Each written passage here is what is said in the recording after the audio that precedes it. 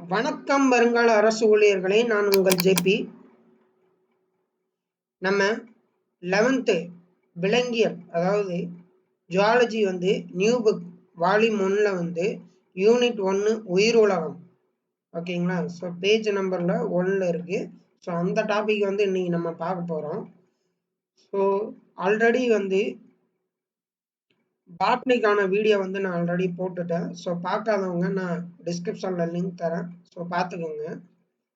வீடியோக்குள்ள போறதுக்கு முன்னாடி வீடியோவை லைக் பண்ணுங்க, சப்ஸ்கிரைப் பண்ணுங்க, கூடவே பெல் பட்டனையும் கிளிக் பண்ணி வச்சுக்கோங்க. ஓகேங்களா? ஸோ நம்ம இன்னைக்கு பார்க்க போற topic 11th new book volume 1 unit 1 உயிரோலகம். ஸோ கொஸ்டின் பார்க்கலாம். ஸோ மொத்தம் 26 கொஸ்டின் இருக்கு. ஓகேங்களா? ஸோ கூற்று காரணம் கொடுத்துருப்பேன், அதே மாதிரி சரியான கூற்று எது, தவறான கூற்று கொடுத்துருப்பேன். ஸோ இதெல்லாம் பார்த்தீங்க அப்படின்னா இதுலயே அந்த கூற்று சரியான கூற்றுலயே 4 ஆப்ஷன் இருக்கும். ஸோ அதுவே ஒரு கொஸ்டினா கேட்பாங்க. ஸோ ஒவ்வொரு இதுவும் ஒரு கொஸ்டின் தான். ஸோ வீடியோ முழுமையா பாருங்க. ஓகேங்களா? ஸோ புக்ல இருக்க கண்டென்ட், அதே மாதிரி மெயினா என்ன கொஸ்டின் கேட்பாங்களோ அதை நான் எல்லாமே எடுத்துட்டேன். ஓகேங்களா? ஸோ தொகுத்து ஒரு 26 கொஸ்டினா நான் உங்களுக்கு கொடுக்க போறேன். ஓகேங்களா? ஸோ வீடியோ முழுமையா பாருங்க. முடிஞ்ச அளவு ஸ்கிப் பண்ணாதீங்க. ஸோ ஸ்கிப் பண்ண வீடியோ ஒவ்வொரு கொஸ்டின் நீங்க விட்டுட்டீங்க அப்படின்னா மேபி அது உங்களுக்கு எக்ஸாம்ல கேட்க வாய்ப்பு இருக்கலாம். ஓகேங்களா? ஸோ வாங்க வீடியோக்குள்ள போலாம். கொஸ்டின் நம்பர் 1 பாருங்க. கூற்று காரணம் கொடுத்திருக்காங்க. கூற்று: கரோலஸ் லின்னேயஸ் நவீன வகைப்பாட்டியலின் தந்தை என அறியப்படுகிறார். காரணம்: வகைப்பாட்டியல் என்பது உயிரினங்களை பெயரிட்டு வகைப்படுத்துவதாகும். இதற்கான கீழிறங்கு படிநிலையை உண்டாக்கியதே இவரின் முக்கிய பங்களிப்பாகும். இதில் 8 படிநிலைகள் உள்ளன. ஓகேங்களா? ஸோ ஆப்ஷன் ஏ கூற்று காரணமும் சரி, காரணம் கூற்றுக்கான சரியான விளக்கமாகும். ஓகேங்களா? ஸோ கரோலஸ் லின்னேயஸ் தான் நவீன வகைப்பாட்டியலின் தந்தைன்னு சொல்றாங்க. ஸோ அவர் வகைப்பாட்டியல் உயிரினங்களை பெயரிட்டு வகைப்படுத்தியிருக்காரு. அதனாலதான் அவர் நவீன வகைப்பாட்டியலின் தந்தைன்னு சொல்றாங்க. ஸோ கிட்டத்தட்ட 8 படிநிலைகள் இருக்கு. ஸோ அதுபடிதான் வகைப்படுத்தியிருக்காரு. அதாவது என்னன்னா பேரினம், சிற்றினம், குடும்பம், துறை, வகுப்பு, அப்புறம் பிரிவு, பெரும்பிரிவு, இந்த மாதிரி வகைப்படுத்தியிருக்காரு. ஓகேங்களா? 8 பிரிவை வகைப்படுத்தியிருக்காரு. ஸோ அதனால்தான் நவீன வகைப்பாட்டியலின் தந்தை என கூறப்படுகிறது. Question number 2. இந்த வகை பாக்டீரியம் உயர் வெப்பநிலையை தாங்கும் திறன் கொண்டது. 2. DNA பாலிமரேஸ் நொதியானது முதலில் இந்த பாக்டீரியாவில் இருந்துதான் பிரித்தெடுக்கப்படுகிறது.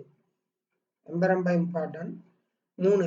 இந்த நொதியானது DNA நகல் பெருக்கம் நடைபெற உதவும் PCR, அதாவது பாலிமரைஸ் செயின் ரியாக்ஷன் தொழில்நுட்பத்தில் பயன்படுகிறது. ஸோ என்ன அப்படின்னா ஆப்ஷன் சியில் இருக்கிற Thermus aquaticus.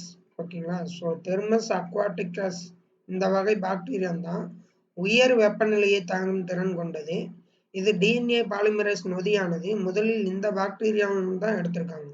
So Thermus aquatics இந்த பாக்டீரியாவிலிருந்து தான் DNA பாலிமரேஸ் எடுத்திருக்காங்க. ஸோ இதை வச்சுதான் புரோட்டீனை கன்வெர்ட் பண்ணி நமக்கு கொடுத்துருக்காங்க. ஸோ இந்த நொதியானது DNA நகல் பெருக்கம் நடைபெற உதவும் PCR தொழில்நுட்பத்துல பயன்படுகிறது. Thermus aquatics. So question number 3. எது ப்ரோபயோட்டிக்கிற்கான சிறந்த மூலமாகும்? இந்த நன்மை செய்யும் பாக்டீரியா உடல் நலத்தை மேம்படுத்துகின்ற எடுத்துக்காட்டு லாக்டோபேசிலஸ் சிட்ரினம். ஓகேங்களா? ஸோ லாக்டோபேசிலஸ் பால் தயிர்ல இருக்கும்.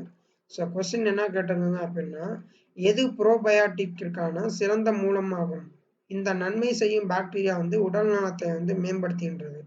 ஸோ தயிர் தான். ஓகேங்களா? ஸோ முடிஞ்ச அளவுக்கு தயிர் சேர்த்துக்கோங்க. அப்பதான் உடல் நலத்தை நல்லா ஹெல்த்தியா வச்சுக்கும், ஸ்லிம்மாகவும் வச்சுக்கும், அதே மாரி ஃப்ரெஷ்ஷாகவும் வச்சுக்கும். ஸோ கொஸ்டின் நம்பர் 4 பாருங்க. கீழ்கண்டவற்றில் எது சரியான கூற்று? 1. ஆண் குதிரை பெண் கழுதைகளுடன் இனக்கலப்பில் ஈடுபடுத்தும் போது மலட்டுத்தன்மை உடைய ஹின்னி உருவாகிறது. 2. ஆண் கழுதையை பெண் குதிரையுடன் இனக்கலப்பில் ஈடுபடுத்தும் போது மலட்டுத்தன்மை உடைய கோவேறு கழுதை வந்து உருவாகிறது. 3. ஆண் சிங்கத்தை பெண் புலியுடன் இனக்கலப்பில் ஈடுபடுத்தும் போது லைக்கர் உருவாகிறது. 4. ஆண் புலியை பெண் சிங்கத்துடன் இனக்கலப்பில் ஈடுபடுத்தும் போது டைகான் உருவாகிறது. ஸோ ஆப்ஷன் பாருங்க, டி அனைத்தும் சரி. ஸோ ரொம்ப சிம்பிள். ஸோ இந்த கொஸ்டின் வந்து கண்டிப்பாக ஏதாவது ஒரு கொஸ்டின் டைப்பாக வரும். ஓகேங்களா? ஸோ பார்த்து வச்சுக்கோங்க. ஸோ என்னன்னா, ஆண் குதிரையை என்ன பண்ணுறாங்க, பெண் கழுதையோட இணைக்கிறாங்க. அதனால என்னன்னா, அதை வந்து மலட்டுத்தன்மை உடைய ஹின்னி என்று சொல்றாங்க. அதுக்கப்புறம் பார்த்தீங்கன்னா, ஆண் கழுதையோட பெண் குதிரையோட இனக்கலப்பு செய்யும்போது மலட்டுத்தன்மையுடைய கோவேறு கழுதை சொல்றாங்களா. ஸோ ஆண் கழுதை வந்து பெண் குதிரையோட இணையும் போது கோவேறு கழுதை வந்து உருவாகிறது. அதே மாதிரி பார்த்தீங்கன்னா, ஆண் சிங்கத்தை வந்து பெண் புலியோட இனக்கலப்புல வந்து ஈடுபடுத்துறாங்க. அப்ப என்ன ஆகுது, லைக்கர் சொல்றாங்க. So line plus tiger, Liger அப்படின்றாங்க. அதுக்கப்புறம் பார்த்தீங்கன்னா, ஆண் புலி இருக்குங்களா, ஆண் புலியை வந்து பெண் சிங்கத்தோட இனக்கலப்பில் வந்து ஈடுபடுத்தும் போது டைகான் சொல்றாங்க. So tiger plus lion. ஓகேங்களா? ஸோ டைகான் சொல்றாங்க. ஸோ ஒன்ஸ் பார்த்தா உங்களுக்கு திரும்ப திரும்ப பார்த்தா உங்களுக்கு புரியும். ஸோ வீடியோ வந்து மறுபடியும் திருப்பி பாருங்க, அப்போதான் உங்களுக்கு புரியும். ஸோ கொஸ்டின் நம்பர் 5 பாருங்க.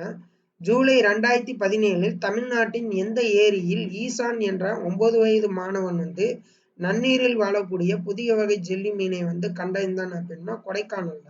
ஸோ கொஸ்டின் கேட்க வாய்ப்பு இருக்கு.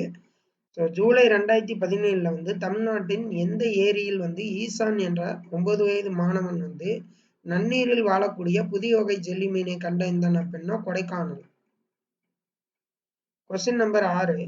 கீழ்கண்ட கூற்றில் தவறான கூற்று எது அப்படின்னா ஆப்ஷன் சி தான் தவறான கூற்று.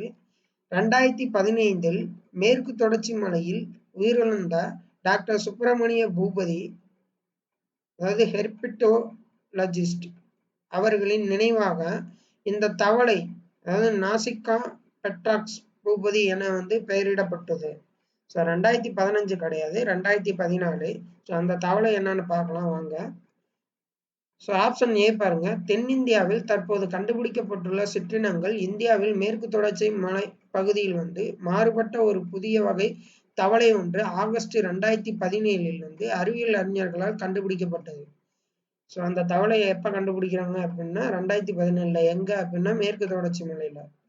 இது ஒளிரும் தன்மையுடன் கூடிய ஊதா நிறத்துடன் கண்ணை சுற்றி இளநீல நிற வளையத்துடனும் மற்றும் கூரிய பன்றி மூக்கு போன்ற அமைப்புடனும் கொண்டுள்ளது. ஓகேங்களா? ஸோ இந்த தவளை என்ன பண்ணுது அப்படின்னா ஒளிரும் தன்மையோட இருக்கு, ஊதா நிறத்தோட இருக்கு, அதே மாதிரி கண்ணை சுற்றி இளநீல வளையத்துடன் வந்து கூரிய மூக்கு வந்து பன்றியோட மூக்கு போல இருக்கு அப்படின்றாங்க. ஸோ இது வந்து 2014 தான் மேற்கு தொடர்ச்சி மலையில் உயிரிழந்த டாக்டர் சுப்பிரமணியம் பூபதி அவரோட நினைவாக தான் இந்த தவளைக்கு நாசிகா பெட்ராக்ஸ் பூபதினு பேர் வச்சிருக்காங்க. ஸோ கொஸ்டின் நம்பர் பாருங்க 7. ஸோ ஒவ்வொரு பாயிண்ட்டையும் நான் வந்து கொஸ்டினை தொகுத்து கொடுத்துருக்கேன். ஸோ வந்து நல்லா பார்த்துட்டே வாங்க. Question number 7. கீழ்கண்டவற்றுள் இந்தியாவின் பறவையியல் வல்லுநர் வந்து டாக்டர் சலீம் அலி அவர்களின் நினைவாக பெயரிடப்பட்டுள்ளவை எது அப்படின்னா ஏ அண்ட் பி தான். ஓகேங்களா? ஸோ ஏ பாருங்க, சூதிரா சலீம் அலியை. பி வந்து லாட்டி டென்ஸ் சலீம் அலியை. கீழ்கண்டவற்றில் இந்தியாவின் பறவையியல் வல்லுநர் சலீம் அலி அவர்களின் நினைவாக பெயரிடப்பட்டவை வந்து சூத்திரா சலீம் அலியை, லாட்டி டென்ஸ் சலீம் அலியை. Question number 8. கீழ்கண்டவற்றில் எது சரியான கூற்று அப்படின்னா அனைத்தும் சரி. ஆப்ஷன் டி வந்து அனைத்தும் சரி. பார்க்கலாம். 1. வண்டலூர் விலங்கு காட்சி சாலை எனப்படும் அறிஞர் அண்ணா விலங்கியல் பூங்கா சென்னையின் தென்மேற்கு பகுதியில் பொதுமக்கள் பார்வைக்காக உருவாக்கப்பட்டது. 2. இது ஏறத்தாழ 1500 ஏக்கர் பரப்பளவில் வந்து விரிவடைந்துள்ளது. மொத்தம் 1500 ஏக்கர். 3 பாருங்க, இது இந்தியாவின் மிகப்பெரிய விலங்கியல் பூங்காக்களில் ஒன்று. இந்தியாவில மிகப்பெரிய விலங்கியல் பூங்காக்களில் ஒன்று அப்படின்னா இது. இப்பூங்காவில் 2553 வகையான தாவர விலங்கு சிற்றினங்கள் பாதுகாக்கப்படுகின்றது. கிட்டத்தட்ட 2553 வகையான தாவர விலங்கு சிற்றினங்கள் வந்து பாதுகாக்கப்படுகிறது. ஆமா, நான் போய் பார்த்துருக்கேன். ஏகப்பட்டது வந்து இருக்கு. ஸோ மிகப்பெரிய அச்சீவ்மெண்ட் தான் இது. ஸோ இன்னும் பார்க்காதவங்க ஒன்ஸ் போய் பார்த்துட்டு வந்துருங்க, நல்லா இருக்கும். ஸோ கொஸ்டின் நம்பர் 9, கிளோடோகிராம் என்பது கீழ்கண்ட பண்புகளை கொண்டுள்ளது அப்படின்னா, கிளோடோகிராமோட பண்பு வந்து பரிணாம பண்புகள் மற்றும் மரபு வழி பண்புகள்னு சொல்றாங்க. ஸோ 10, பல்லுயிர் தன்மை என்ற பதத்தை வந்து சூட்டியவர் யாரு அப்படின்னா வால்டர் ரோசன். பல்லுயிர் தன்மை என்ற பதத்தை வந்து சூட்டியவர் வந்து வால்டர் ரோசன். கொஸ்டின் நம்பர் 11, கீழ்கண்டவற்றுள் எது தவறான கூற்று அப்படின்னா ஆப்ஷன் டி தான் தவறானது. ஹெர்பேரியம் கருவி வந்து டாக்சன் பற்றி முழு விவரங்களையும் வந்து கொண்டுள்ளது அப்படின்னு இருக்கு. ஸோ ஹெர்பேரியம் கருவி வந்து வகைப்பாட்டு திறவுகோளோட ஹெர்பேரியம் கிடையாது, வகைப்பாட்டு திறவுகோள் கருவி தான் டாக்சன் பற்றிய முழு விவரங்களை வந்து கொண்டுள்ளது. ஸோ மற்றது பாருங்க. ஏ, உயிருள்ளவை உயிரற்றவைகளிலிருந்து இடப்பெயர்ச்சி மூலம் வேறுபடுகின்றன. பி, ஒத்த பண்புகளின் தரத்தை பெற்ற உயிரின குழு வந்து வகைப்பாட்டு தொகுதி அப்படின்றாங்க. ஒத்த பண்புகளின் தரத்தை பெற்ற உயிரின குழு வந்து வகைப்பாட்டு தொகுதி. சி பாருங்க, தரத்தை பற்றி கருதாமல் வகைப்பாட்டின் ஒவ்வொரு அலகு வந்து டாக்ஸான் சொல்றாங்க. கொஸ்டின் நம்பர் 12, மூலக்கூறு வகைப்பாட்டின் கருவியியல் இது அடங்கி உள்ளது அப்படின்னா மேற்கூறிய அனைத்தும். மூலக்கூறு வகைப்பாட்டின் கருவியில் வந்து இது எல்லாமே அடங்கி இருக்கு. என்ன அப்படின்னா டிஎன்ஏ இருக்கும், ஆர்என்ஏவும் இருக்கும், மைட்டோகாண்ட்ரியா மற்றும் எண்டோபிளாசமா வலை இருக்கும், செல் சுவர் மற்றும் பிளாஸ்மா புரோட்டீன் இது எல்லாமே இருக்கும். ஸோ பொறுத்துக்க பாருங்க. இந்தியாவில் புதிதாக கண்டுபிடிக்கப்பட்ட சிற்றினங்கள் 2016 கணக்குப்படி முதுகெலும்பு உடையவை அப்படின்னா 55 இருக்கு. ஓகேங்களா? ஸோ முதுகெலும்பு உடையவை 55 இருக்கு. முதுகெலும்பு அற்றவை அப்படின்னா 258 இருக்கு. பூச்சி இனங்கள் பார்த்தீங்க அப்படின்னா 97 இருக்கு. மீன்கள் பார்த்தீங்கன்னா 27, இருவாழ்விகள் பார்த்தீங்கன்னா 12. ஸோ எப்படி ஞாபகம் வச்சுக்கலாம்னா, ஸோ முதுகெலும்பு அற்றவை தான் அதிகமா இருக்கு. ஸோ 258. ஸோ ரொம்ப எது கம்மியா இருக்குன்னு பார்த்தீங்க அப்படின்னா இருவாழ்விகள். ஸோ பூச்சி இனங்கள் வந்து 97, முதுகெலும்பு உடையவை வந்து 55, மீன்கள் வந்து 27 இருக்கு. ஸோ 13 பாருங்க.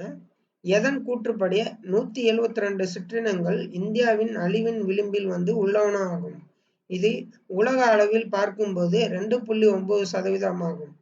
IUCN. ஸோ IUCN கூற்றுப்படி 172 சிற்றினங்கள் வந்து இந்தியாவில் அழிவின் விளிம்பில் உள்ளனாகும். இது உலக அளவில் பார்க்கும்போது 2.9% ஆகும்.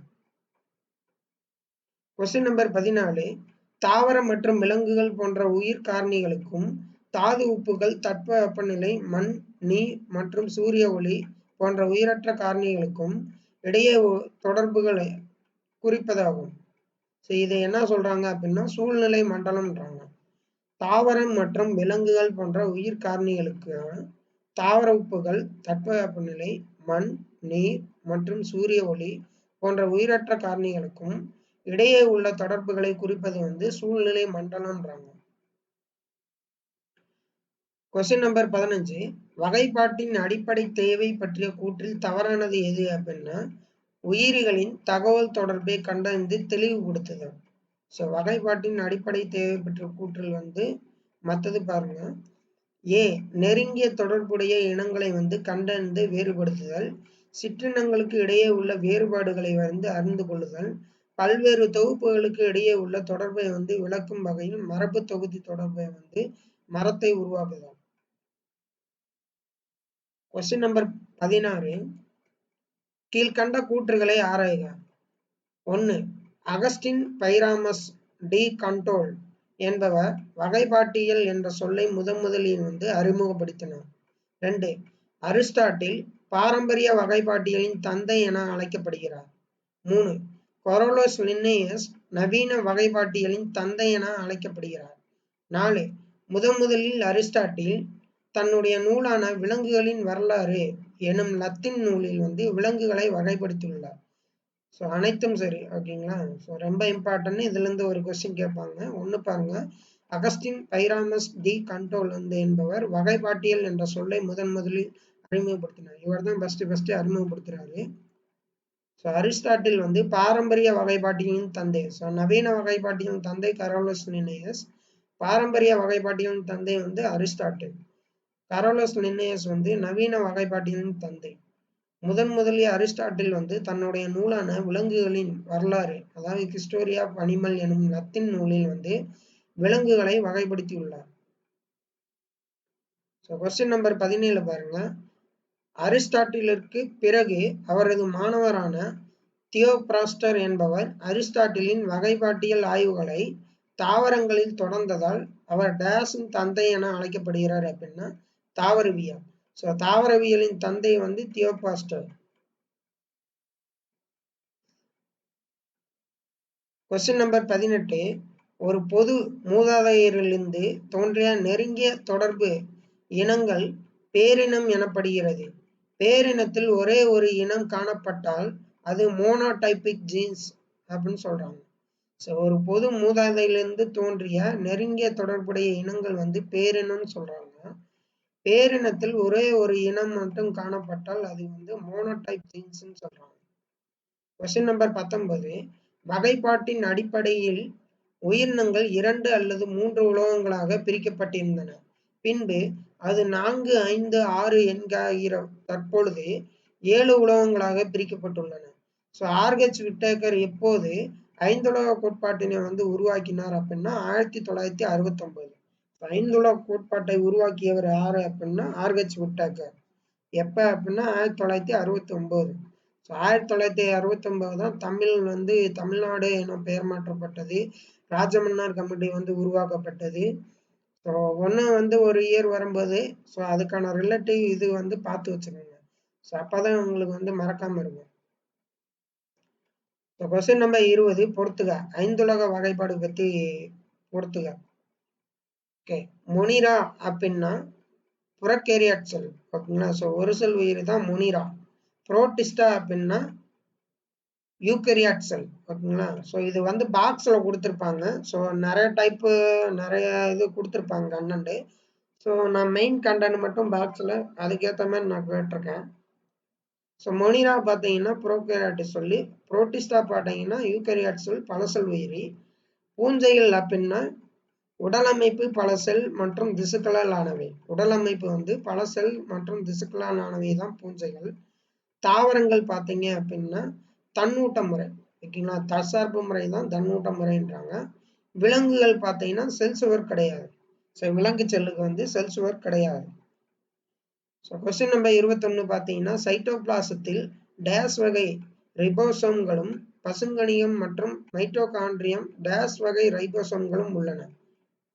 ஸோ சைட்டோபிளாசத்தில் வந்து 80S வகை ரைபோசோம்களும் பசுங்கணியம் மற்றும் மைட்டோகாண்ட்ரியத்தில் வந்து 70S ரைபோசோம்கள் வந்து உள்ளன. ஸோ இது வந்து கேட்டிருக்காங்க. சைட்டோபிளாசத்தில் வந்து சைட்டு 8 அப்படின்னு வச்சுக்கோங்களேன். பசுங்கணியம் மைட்டோகாண்ட்ரியா அப்படின்னு காண்ட்ரியா 7 ஞாபகம் வச்சுக்கோங்க. Question number 22. உயிரிகளின் படிநிலையில் உள்ள அனைத்து வகைப்பாட்டு தொகுதியின் எல்லா மட்டங்களிலும் உள்ள அனைத்து உயிரினங்களுக்கும் பெயரிடுதல் இதன் முக்கிய பணியாகும் அப்படின்னா ICZN. ஸோ உயிர் படிநிலையில் அந்த பேரினம், சிற்றினம், துறை, வகுப்பு, பிரிவு, பெரும்பிரிவு இது சொன்னேன்ல. ஸோ உயிர்களின் படிநிலை அதுதான் சொல்லுவாங்க.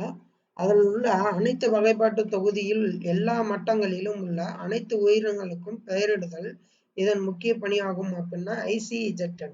ஸோ ICZN அப்படின்னா இன்டர்நேஷனல் கோட் ஆஃப் ஜுவாலஜிக்கல் நாமன்கல்ச்சர். அதே மாதிரி ICBN ஒன்று சொன்னேன். இன்டர்நேஷனல் கோட் ஆஃப் என்னது பாட்னி, ஜுவாலஜி, ஃபங்கஸ் இதுக்கெல்லாம் வந்து பேர் வைக்கிறதான் சொல்லுவாங்க. ஸோ 23 பார்த்தீங்க அப்படின்னா பெயரிடுவதற்கான அடிப்படை விதிகள் பற்றிய கூற்றில் சரியானது எது அப்படின்னா ஸோ அனைத்தும் சரி. ஓகேங்களா? பெயரிடுவதற்கான அடிப்படை விதிகள். ஸோ பெயர் வந்து எப்படி வந்து ஒரு தாவரத்துக்கோ இல்லை விலங்குக்கோ பெயர் வைக்கிறாங்கன்னு பார்க்கலாம். 1. அறிவியல் பெயரை அச்சிடும்போது சாய்வான எழுத்துக்களை பயன்படுத்த வேண்டும். கைகளால் எழுதும்போது ஒவ்வொரு சொல்லையும் இடைவெளி விட்டு அடிக்கோடிட்டு எழுத வேண்டும். சரிங்களா? ஸோ இத்தாலிக்கு முறையில் வந்து பெயர்களை வந்து அச்சிடணும், எழுத வேண்டும். கைகளால் எழுதும்போது என்னன்னா ஒவ்வொரு சொல்லுக்கும் இடைவெளி விட்டு எழுத வேண்டும். அதாவது அடிக்கோடும் இடணும், அண்டர்லைன் பண்ணணும்னு சொல்றாங்க. ஸோ பேரின பெயரின் முதல் எழுத்து பெரிய எழுத்தால் எழுதப்பட வேண்டும். ஓகேங்களா? பேரின பெயரின் முதல் எழுத்து வந்து கேபிட்டல் லெட்டர்ல இருக்கணும். சிற்றின பெயரின் சிறிய எழுத்தால் எழுதப்பட வேண்டும். ஓகேங்களா? ஸோ சிற்றினம் வந்து ஸ்மால் லெட்டர்ல எழுதியிருக்கணும். இரு வெவ்வேறு உயிர்களின் அறிவியல் பெயர்கள் ஒன்றாக இருக்கக்கூடாது. ஸோ நான் சொன்னேன்ல, ஸோ அதனால தான் கன்ஃபியூஸ் ஆகும். ஒரு பேர் வைக்கிறாங்கன்னா ஒரு ப்ரொசீஜர் இருக்கு, அதுபடி தான் வந்து ஃபாலோ பண்ணணும். ICZN இந்த மெத்தட் ஃபாலோ பண்ணணும். ஓகேங்களா? 24. லண்டனில் உள்ள இயற்கை அருங்காட்சியகத்தால் வடிவமைக்கப்பட்ட டேஸ் எனும் மின்னியல் சார்ந்த மூலத்தில் சிற்றினங்களின் கணினி சார்ந்த படம் வந்து உள்ளன அப்படின்னா ஐ நோட்டா and A. So INO taxa. ஓகேங்களா? ஸோ INO டாக்ஸான்னு சொல்றாங்க. ஸோ லண்டனில் உள்ள இயற்கை அருங்காட்சியகத்தில் வடிவமைக்கப்பட்ட INO டாக்ஸா எனும் மின்னியல் சார்ந்த மூலத்தில் வந்து சிற்றினங்களின் கணினி சார்ந்த படம் வந்து உள்ளன. ஸோ இந்த மாதிரி வித்தியாசமான கொஸ்டின் கேட்க வாய்ப்பு இருக்கு. ஸோ பார்த்து வச்சுக்கோங்க.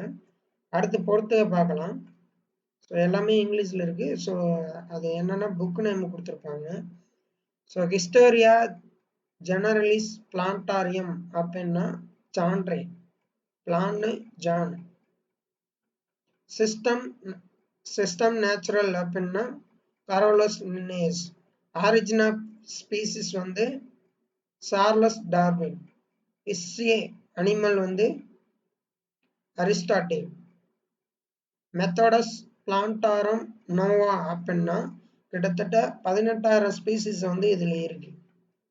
ஸோ ஹிஸ்டோரியா ஜெனரலிஸ் பிளான்டாரியம் அப்படின்னா ஜான்ரே. சிஸ்டம் நேச்சுரல் அப்படின்னா Carolus Linnaeus. Origin of species வந்து Charles Darwin. Natural animal history animal அப்படின்னா அரிஸ்டாட்டில். மெத்தடஸ் பிளான்டாரம் நோவா அப்படின்னா 18,000 ஸ்பீசிஸ். கொஸ்டின் நம்பர் 26 கடைசி கொஸ்டின் பார்க்கலாம். கீழ்கண்ட கூற்றை ஆராய்க. 1. ஒரு உயிரியின் டிஎன்ஏவில் உள்ள குறுகிய மரபு குறியீடுகளை வைத்துக்கொண்டு அவ்வுயிரியின் குறிப்பிட்ட சிற்றினத்தை சார்ந்ததா என்று அறிய டிஎன்ஏ வரி குறியீடு, அதாவது டிஎன்ஏ பார்கோடு பயன்படுகிறது. ஸோ பார்கோடுன்னா நீங்க வந்து ஒரு பொருள் வாங்கும்போது அது கீழே பார்த்தீங்கன்னா கோடு கோடா இருக்கும்ல, ஸோ அதுதான் அந்த மாதிரி பார்கோடு. அந்த ஒவ்வொரு இதுக்கும் இதே மாரி ஒரு சிற்றினத்துக்கு, அதாவது அந்த ஸ்பீசிஸ் டேட்டா நிறைய இருக்கிறதுனால ஸோ அதை என்ன பண்ணுவாங்க, ஒரு பார்கோடா வந்து கன்வெர்ட் பண்ணுவாங்க. ஸோ டிஎன்ஏ பார்கோடுன்னு சொல்லுவாங்க. ஸோ அந்த பார்கோடை ஜஸ்ட் ஸ்கேன் பண்ணா போதும் அந்த உயிரினத்தோட டீட்டெயில் எல்லாமே வரும். அதுதான் டிஎன்ஏ பார்கோடுன்றாங்க. பி பாருங்க, ஒரு மரபு குழுமத்தில் வந்து உள்ள ஜீன்களுக்கு இடையே ஒற்றுமை வேற்றுமைகளை வந்து டிஎன்ஏ வரிசை அமைப்பு மூலம் கண்டறிய டிஎன்ஏ கலப்பு ஆக்கம், அதாவது டிஎன்ஏ ஹைபிரிடேஷன் வந்து உதவுகிறது. ஒரு மரபு குழுமத்தில் உள்ள ஜீன்களுக்கு இடையே உள்ள ஒற்றுமை வேற்றுமைகளை வந்து டிஎன்ஏ வரிசை அமைப்பு மூலம் கண்டறிய வந்து டிஎன்ஏ கலப்பு ஆக்கம் வந்து உதவுகிறது. ஆப்ஷன் சி பாருங்க, டிஎன்ஏவில் உள்ள சிறப்பு அமைப்புகளை வந்து அறிந்து ஒப்பிடுவதன் மூலம் உயிர்களை அடையாளம் காண டிஎன்ஏ கைரேகை தொழில்நுட்பம் வந்து யூஸ் ஆகுது. ஸோ அதாவது டிஎன்ஏ பிங்கர் பிரிண்ட். ஸோ மூணுமே 3 கொஸ்டின். ஸோ பார்த்து வச்சுக்கோங்க. ஸோ டிஎன்ஏவில் வந்து ஒரு சிறப்பு அமைப்புகளை அறிந்து ஒப்பிடுவதன் மூலம் உயிர்களை அடையாளம் காண டிஎன்ஏ கைரேகை தொழில்நுட்பம் வந்து பயன்படுகிறது. ஸோ இப்போ யாராவது வந்து கொலை பண்ணிட்டாங்க அப்படின்னா, ஸோ ஆல்ரெடி அந்த கேஸ்ல வந்து மாட்டியிருந்தாங்க அப்படின்னா அவங்களோட கைரேகை பதிவாயிருக்கும். ஸோ இவங்க தான் அப்படின்னு கைரேகை வந்து டக்குன்னு கண்டுபிடிக்கணும் அப்படின்னா அவங்களோட கைரேகை யூஸ் பண்ணி ஸோ டிஎன்ஏ பிங்கர் பிரிண்ட் வச்சு பார்க்கும்போது ஆட்டோமேட்டிக்காக யார் கொலை பண்ணியிருக்கான்னு கண்டுபிடிச்சிடலாம். ஸோ அதுதான் டிஎன்ஏ பிங்கர் பிரிண்டிங் மெத்தட். ஓகேங்களா? ஸோ மொத்தம் 26 கொஸ்டின் நம்ம பார்த்துட்டோம். ஸோ வீடியோ உங்களுக்கு பிடிச்சிருக்கும்னு நினைக்கிறேன். ஸோ எல்லாமே இம்பார்ட்டன்ட் கொஸ்டின் தான். ஸோ கண்டிப்பாக வந்து லைக் பண்ணுங்க. ஸோ சப்ஸ்கிரைப் பண்ண மாட்டேங்க. ஸோ சப்ஸ்கிரைப் பண்ணுங்க. அப்போ தான் வந்து அடுத்தடுத்த வீடியோ வந்து உங்களுக்கு கிடைக்கும். ஸோ இன்னும் வந்து பயாலஜி வீடியோ வந்து இருக்கு. ஓகேங்களா? ஸோ நான் போடுறேன். ஸோ முடிஞ்ச அளவுக்கு சப்ஸ்கிரைப் பண்ணுங்க. இவ்வளோ தூரம் எனக்கு சப்போர்ட் பண்ணதுக்கு ரொம்ப நன்றி. நன்றி, வணக்கம்.